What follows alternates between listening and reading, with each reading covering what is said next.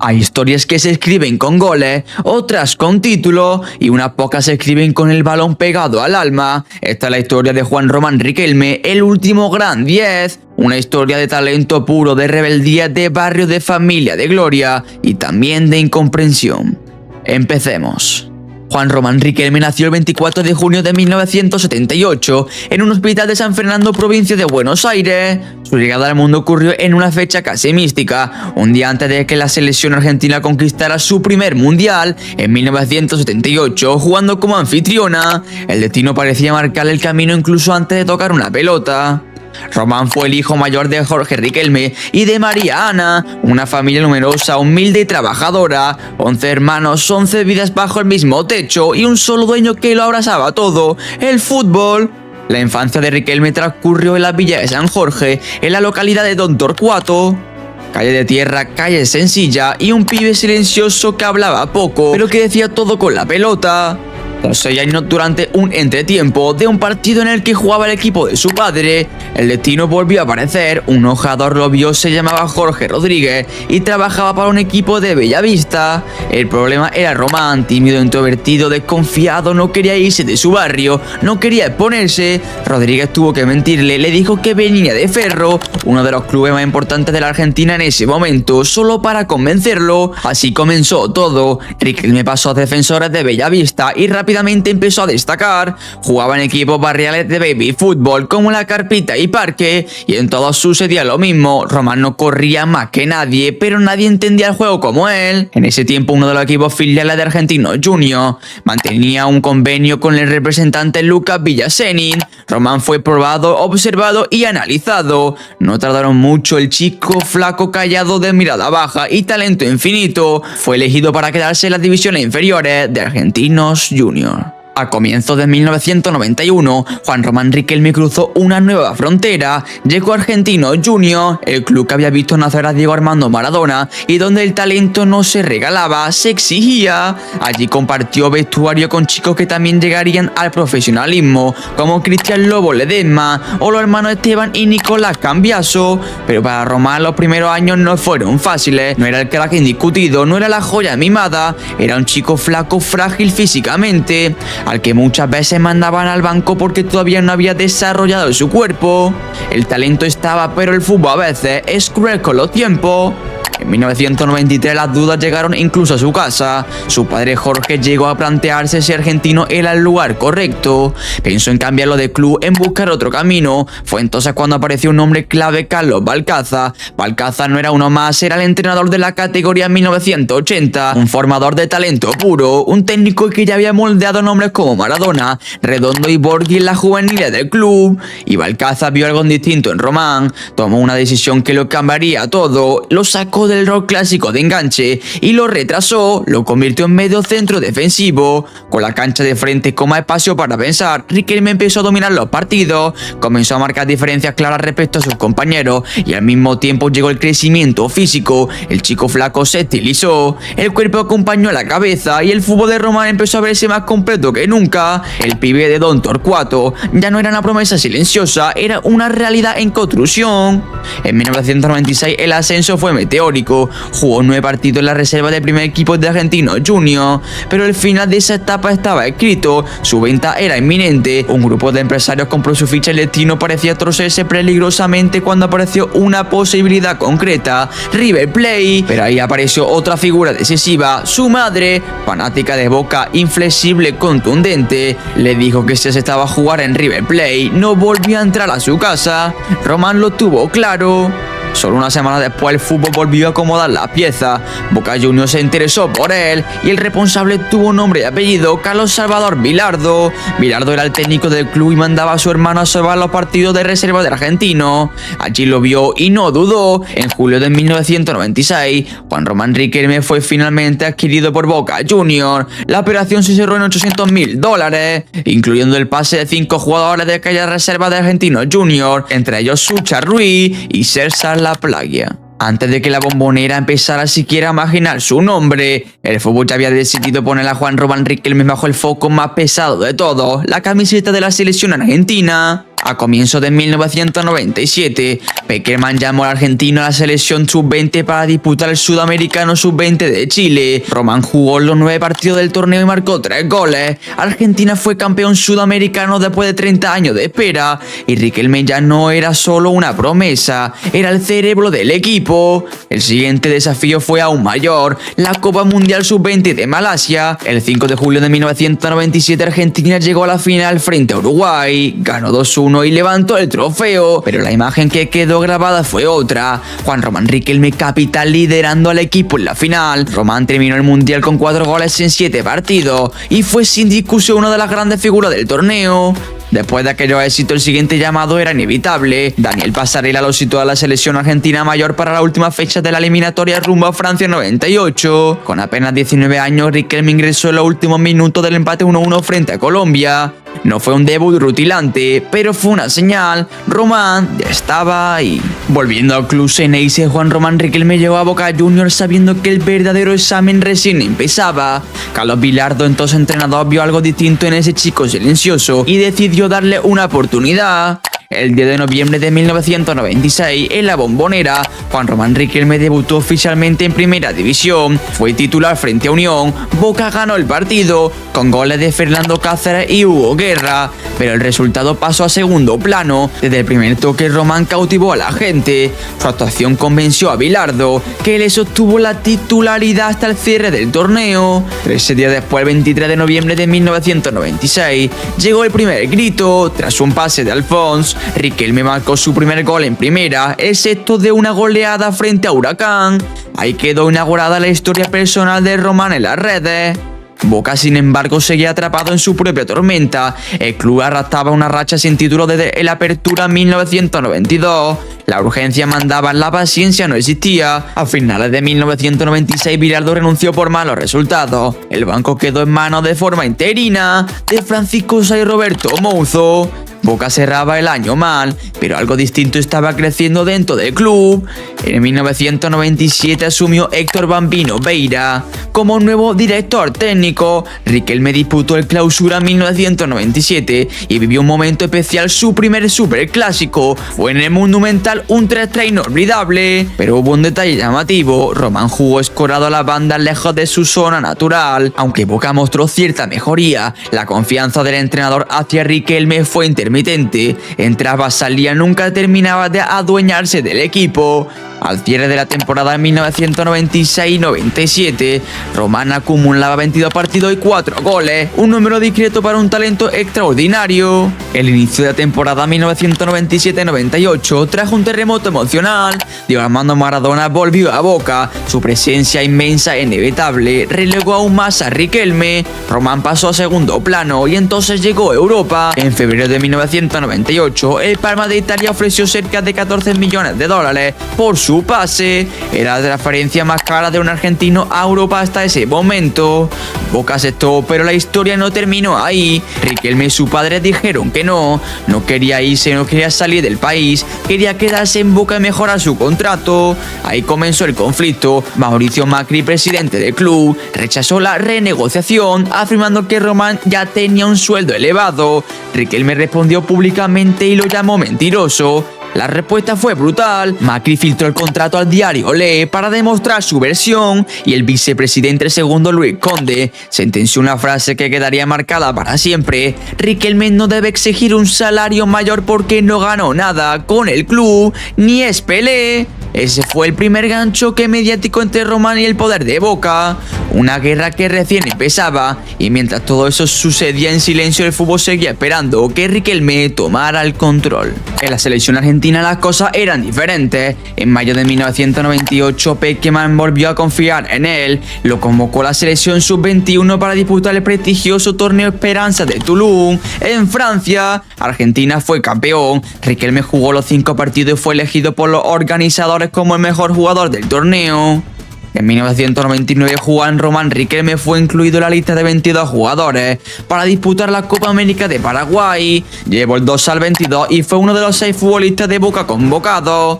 Jugó el partido inaugural en la victoria 3-1 ante Ecuador. Argentina pasó como segunda de grupo y se cruzó con su eterno rival, Brasil, en cuartos de final. El partido terminó en derrota 2-1, tras ir ganando 1-0 hasta el minuto 32.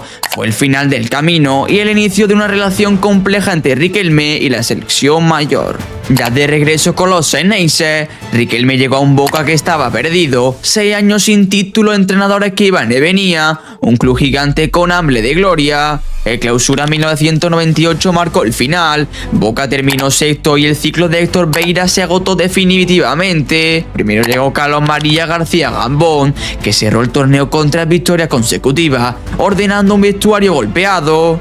Aún así, el verdadero cambio estaba por llegar, y entonces apareció Carlos Bianchi, el técnico más ganador del continente, y llegó con una misión clara de volver a Boca a la cima. En su primera charla con Román, Bianchi fue directo: vos vas a ser titular indiscutible. Por primera vez alguien construía un equipo a su alrededor. Riquelme disputó las 19 jornadas de la Apertura 1998. Boca fue una máquina, campeón invicto. Román se convirtió en la gran figura del torneo, formando un tridente inolvidable junto a Martín Palermo y Guillermo Barros Echeloto. En 1999, a pesar de lesiones y ventas, Boca mantuvo solidez. Riquelme ya no era solo conductor, también llegaba al gol. En el Clausura 1999, 7 goles en 18 partidos, otro título y bicampeonato. Ese logro no solo engrosó su palmarés, lo llevó directo a su primer gran desafío internacional. Boca regresaba a la Copa Libertadores después de 6 años de ausencia. Román cerró la temporada 98-99 con 47 partidos,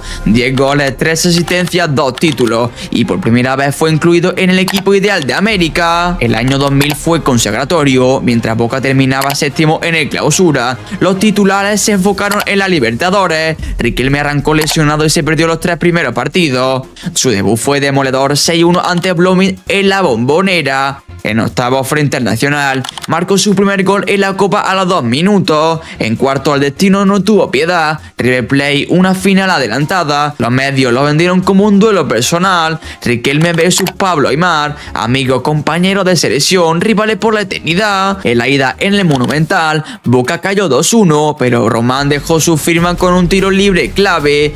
La vuelta en la Bombonera fue una obra maestra. Primero asistencia a Marcelo Delgado, luego gol de penal y en el medio una jugada inmortal, un caño de espaldas a Mario Yepes. El estadio explotó, la historia quedó escrita. El fútbol lo bautizó para siempre como el caño del siglo. En semifinales, Boca sufrió ante América de México. Cuando parecía acabarse todo, un córner de Riquelme y un cabezazo de Walter Samuel clasificaron al equipo. La final se jugó el 21 de junio de 2000 en el Morumbi ante Palmeiras. Tras un 2-2 global, Boca ganó por penales. 22 años después, la Copa volvía a la Ribera. La siguiente meta era clara: apertura más intercontinental. El Real Madrid esperaba con Figo campeón de Europa. El 28 de noviembre de 2000, en Japón, Riquelme dio otra cátedra. Dominó el partido, asistencia de más de 50 metros a Palermo. En el final aguantó la pelota ante Makelele y Jeremy. El estadio lo ovacionó. Contra todo pronóstico, Boca fue campeón del mundo. Un mes después, Boca ganó la Apertura en la última fecha. Triple corona histórica. Román, equipo ideal de América, Olimpia de plata y reconocimiento mundial. En 2001, Boca volvió a apostar todo a la Libertadores. Con baja durísima, Palermo, Samuel y Arruabarrena. El equipo era más corto, pero Riquelme más grande. Eliminó a Junior Gol en Barranquilla. Abascó la gama con un baile táctico. En semifinales, otra vez Palmeiras, otra vez los focos sobre Román. En la ida jugó de falso 9 y asistió a Antonio tras gambetear a 3 rivales. En la vuelta en Brasil dio el partido de su vida. Gol arrancando desde mitad de cancha. Falta, golpe, patada, nada lo detuvo. Boca pasó por penales. La final ante Cruz Azul terminó igualada. Otra definición desde los 12 pasos. Riquelme convirtió el suyo y se proclamó bicampeón de América. El 10 de noviembre de 2001, Riquelme asistió a la despedida de Diego Maradona en la Bombonera. Diego usó su camiseta.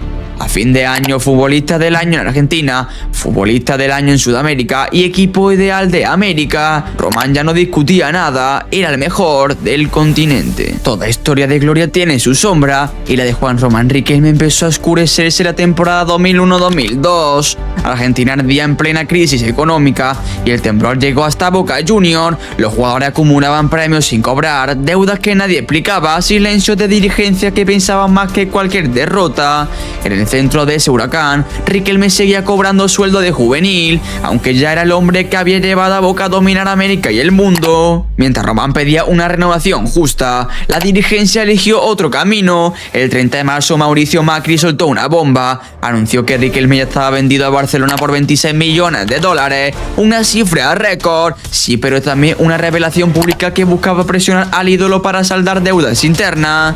Horas después Román lo desmintió, nadie le había dicho nada, el conflicto ya estaba desatado. Y entonces llegó el 8 de abril de 2001, superclásico La Bombonera, penal para Boca, gol de Riquelme, y mientras todo el estadio explotaba, Román corrió freno frente al palco presidencial y alzó las manos a la oreja. 15 segundos eternos, 15 segundos que ya no le pertenecen al fútbol sino a la historia. Había nacido el Topo Gigio, un gesto inocente según él, diciendo que a su hija le gustaba el Topo Gigio y por eso hizo la celebración, pero que en realidad cargaba con todo el peso de una batalla interna que ya nadie podía disimular. Meses más tarde, el 27 de noviembre de 2001, Boca volvió a pisar el escenario máximo, la Intercontinental frente a Bayern de Múnich. Román fue brutalmente golpeado todo el partido. Marcelo Delgado vio la roja y un polémico gol de Samuel Cufort sentenció la derrota. Esa noche no solo se perdió un título, también se rompió definitivamente la relación entre Carlo Bianchi y la dirigencia. El plantel quedó dividido, el aire irrespirable.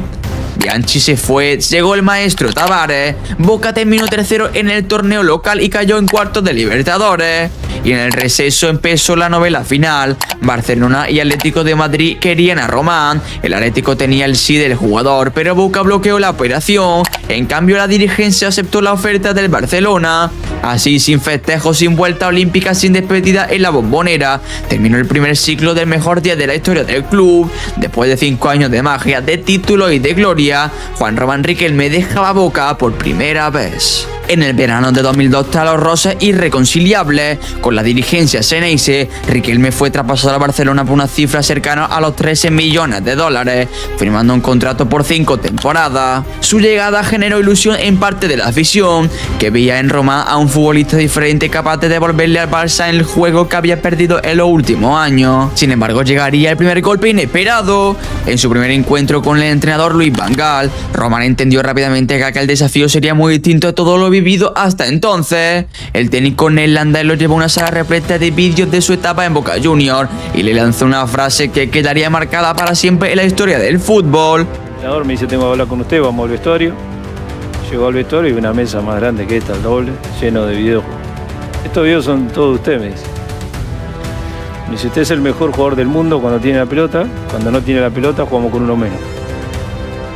Van Gaal le dejó claro que no había pedido su fichaje, que su intención era incorporar a Kile González y que Riquelme no encajaba en su idea de juego. Aquel diálogo fue el inicio de una relación fría, distante y condenada al fracaso desde el primer día. Pese a todo, Román respondió como siempre con fútbol. En su primer partido con la camiseta del Barça, un amistoso disputado en Ámsterdam, marcó 2 goles ante el Parma, dejando destellos del talento que lo había llevado hasta allí.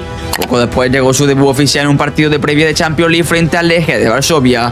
Ingresó desde el banco y marcó un auténtico golazo en la victoria 3-0, ilusionando a la hinchada. Pero la ilusión duró poco. Van Gaal comenzó a ubicarlo en una posición que jamás había sido la suya, extremo izquierdo. Lejos de la conducción, lejos del balón, lejos del juego, Román no lograba sentirse cómodo y partido a partido iba perdiendo protagonismo hasta quedar relegado al banquillo. El Barcelona vivió una de las peores crisis deportivas de su historia. Finalmente Van Gaal fue destituido, pero ni siquiera su salida significó un cambio para Riquelme. Su reemplazante, Radomir Antic, tampoco contaba con él. Aún así, Román dejó huella en Europa. En la Champions League 2002-2003 condujo a Barcelona a una racha histórica de 11 victorias consecutivas, siendo el eje futbolístico del equipo. El sueño europeo se terminó en cuartos de final ante la Juventus de Turín. Es la única derrota del Barça en la competición durante su etapa. Al finalizar la temporada, con la llegada de una nueva directiva encabezada por Joan Laporta y el el nombramiento de Frank Rijkaard como nuevo entrenador, el club decidió hacer una profunda renovación del plantel. La inminente llegada de Ronaldinho provocó un problema de cupo de extranjeros y el nombre de Riquelme apareció rápidamente en la lista de futbolistas prescindibles. Así, sin haber tenido nunca la confianza plena de un proyecto y sin haber podido mostrar todo su potencial, el Barcelona anunció que Juan Román Riquelme dejaría el club. La etapa europea había sido corta, pero el fútbol todavía le debía una revancha. Las opciones empezaron a aparecer: Mallorca, Murcia, pero Román tenía una condición innegociable: quería competir en Europa, y fue entonces cuando apareció el Villarreal, el llamado submarino amarillo, un club pequeño, humilde pero con ambición, un equipo que ya había tenido argentinos como Martín Palermo o Diego Cagna. Era el escenario perfecto. En agosto de 2003 Riquelme se convirtió en nuevo jugador del Villarreal. Su debut oficial llegó el 2 de septiembre de 2003, nada más y nada menos que ante el Real Madrid, en el Madrigal, empate 1-1, y aunque el resultado fue discreto, el mensaje estaba claro: Román había vuelto, volvía el enganche, volvía el dueño del ritmo, volvía el fútbol pausado en una liga que corría cada vez más rápido. En Villarreal Riquelme se sintió libre, lejos de la presión de los grandes, rodeado de un equipo que jugaba para él. Román recuperó su mejor versión, convirtió a un club modesto en un equipo respetado en toda España. Terminó la temporada con el Villarreal en octava posición en la liga y alcanzando nada menos que las semifinales de la Copa UEFA, donde caerían ante el poderoso Valencia. Y como premio a ese renacer, llegó el primer título europeo de su carrera, la Copa Intertoto. En la temporada 2004-2005 Riquelme formó una sociedad inolvidable con Diego Forlán, un delantero voraz, incansable, que entendió desde el primer día que el fútbol pasaba por los pies del argentino. Bajo la dirección de Manuel Pellegrini, el Villarreal desplegó un fútbol elegante, pausado y letal, con Román como cerebro absoluto. Lo que vino después fue histórico. El Villarreal terminó tercero en la liga, solo por detrás de Barcelona y el Real Madrid, un hito impensado años atrás. Riquelme dominó los partidos desde la inteligencia, desde la pausa, desde el pase exacto. Fue el máximo asistente de la liga y recibió el premio Don Balón al mejor jugador extranjero, un reconocimiento que confirmaba lo evidente: Román era uno de los mejores futbolistas del planeta. Ese año Zinedine Zidane, en el último partido de su carrera contra el Villarreal, intercambió camisetas con Riquelme. Años más tarde el propio Zidane lo diría sin rodeo: Riquelme es un jugador mágico. Ese día nos volvió loco, fue un honor retirarme con su camiseta. En 2005-2006 la historia dio un paso más allá. Villarreal debutaba en la Champions League y toda la ciudad soñaba despierta. Riquelme volvió a responder como siempre lo hizo en los grandes escenarios. Condujo al equipo con una clase extraordinaria y fue clave eliminando gigantes. Uno tras otro fueron cayendo ante el fútbol del submarino amarillo. El sueño llevó al Villarreal hasta las semifinales de Champions, algo impensado para un club de ese tamaño. Enfrente estaba el Arsenal. La serie fue durísima y se decidió en el último segundo.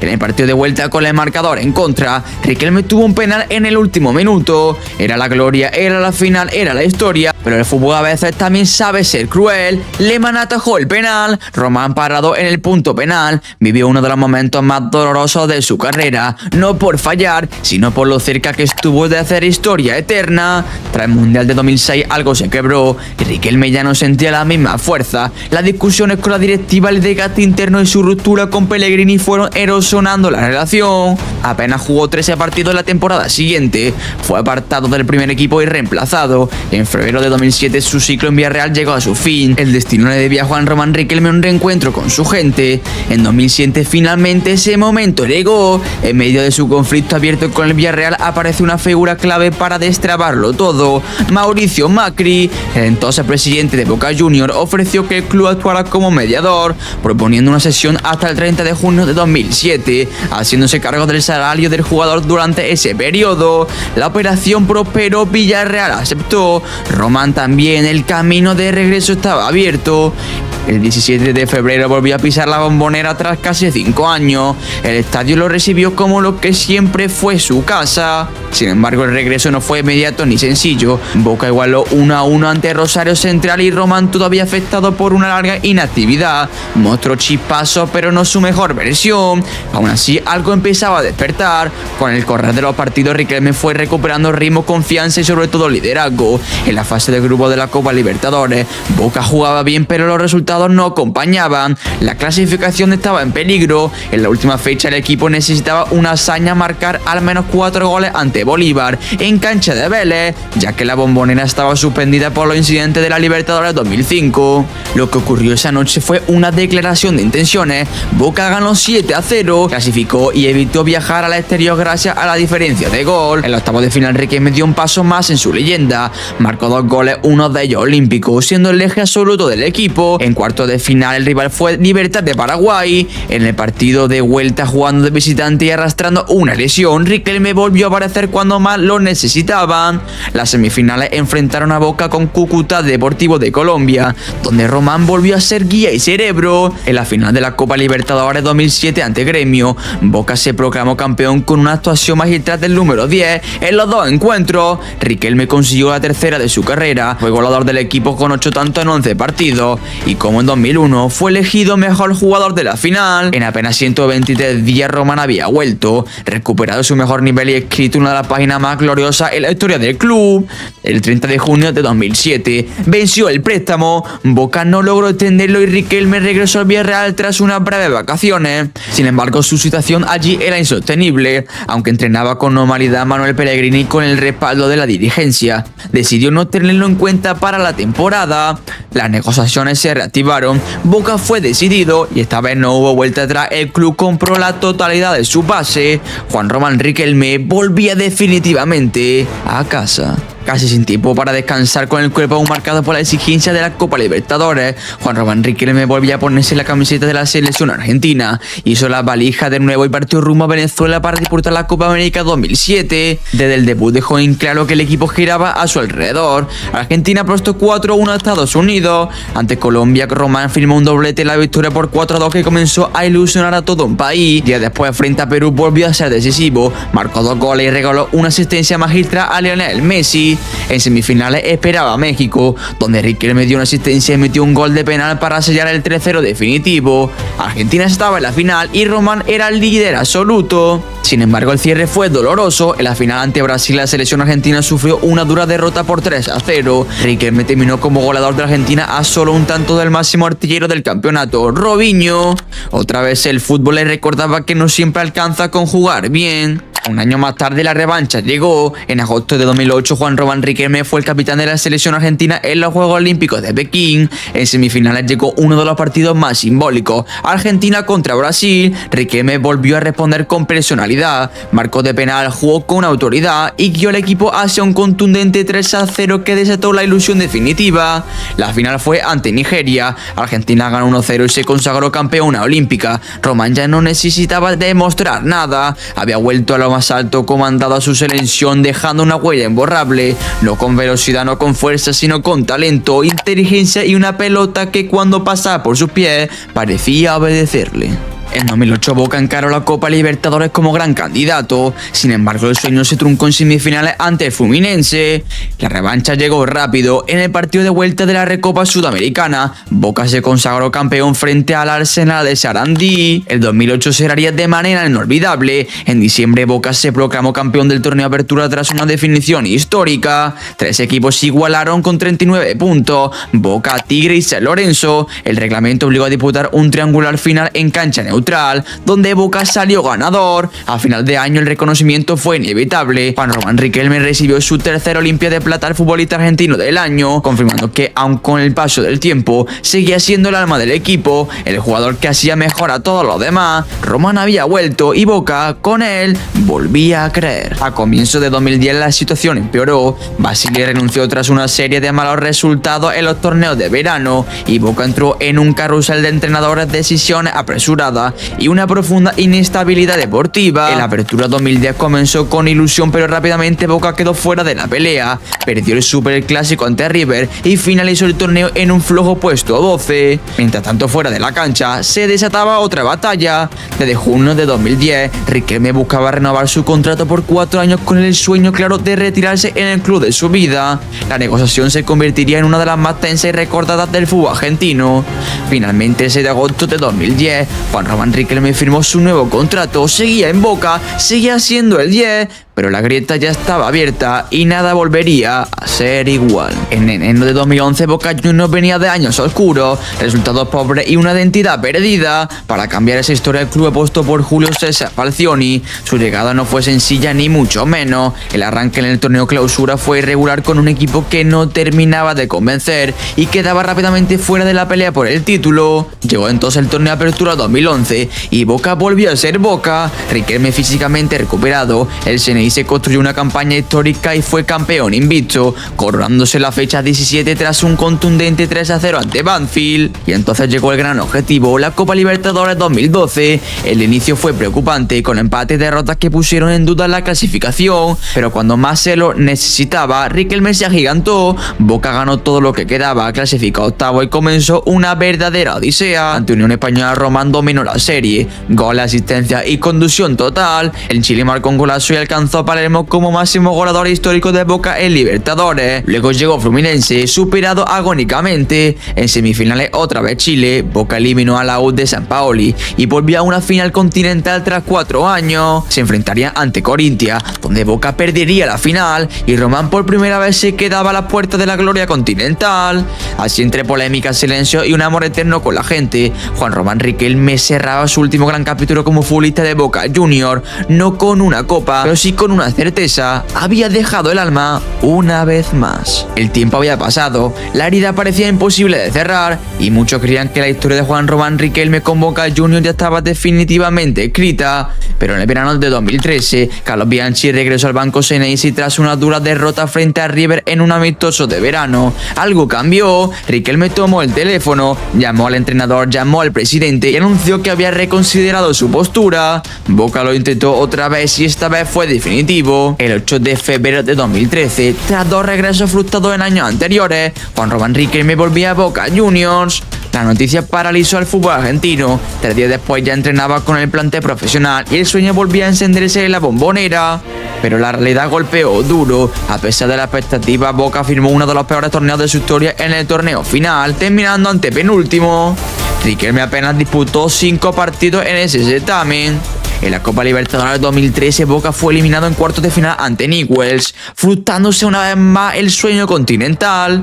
La temporada 2013-2014 significó una renovación total del plantel, con el regreso de Fernando Gago incluido. En el torneo inicial, Boca finalizó séptimo. Riquelme disputó 12 partidos y marcó 2 goles, uno ante Belgrano y otro de tiro libre ante Atlético Rafaela, recordando que su talento seguía intacto. En el invierno de 2014, la dirigencia encabezada por Daniel Angelici decidió no renovar el contrato. Así, Juan Román Riquelme puso fin de manera definitiva a su historia como futbolista de Boca Juniors. Lleva el jugador, pero Riquelme ya era leyenda absoluta. Después de una carrera marcada por la gloria, la batalla y la fidelidad a sus convicciones, el 17 de julio de 2014 se confirmó lo que muchos soñaban: Riquelme volvía a Argentinos Juniors, el club que lo había formado, el lugar donde todo había comenzado. El 9 de agosto, en la primera fecha de la B Nacional, llegó el estreno soñado frente a Boca Unidos. Riquelme marcó un golazo que selló la victoria por 1-0.